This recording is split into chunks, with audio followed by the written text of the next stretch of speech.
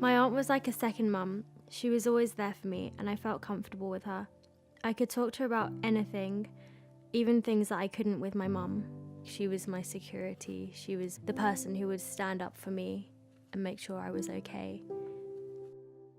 And when I was 8, she passed away from cancer. I remember the day when she died.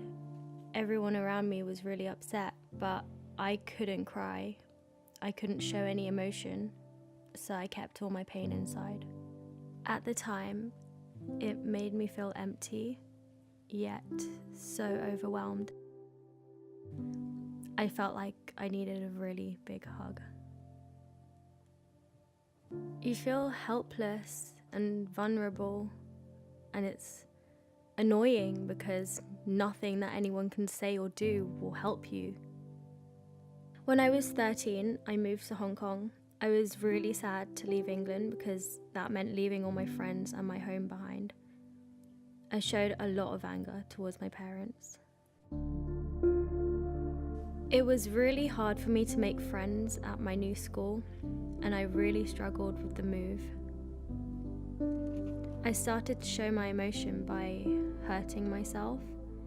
I thought it was normal, but then I went to see a psychiatrist and I was diagnosed with depression and anxiety.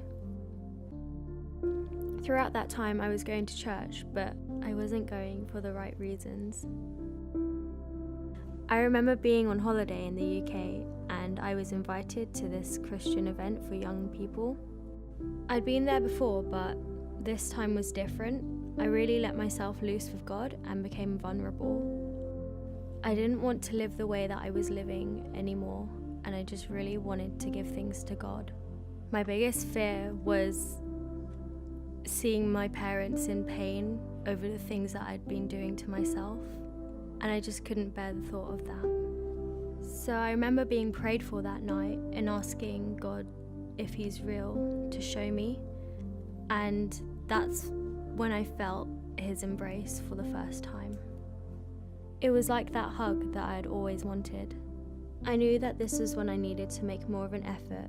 I needed to read my Bible and really know His word in order to get through my depression. Since I've made the choice to follow Jesus, I've really got involved with church. I've made loads of friends and lead a weekly Bible study group at my house. I feel so much happier, like a weight has been lifted off my shoulders, knowing that God really values me and He wants the best for me.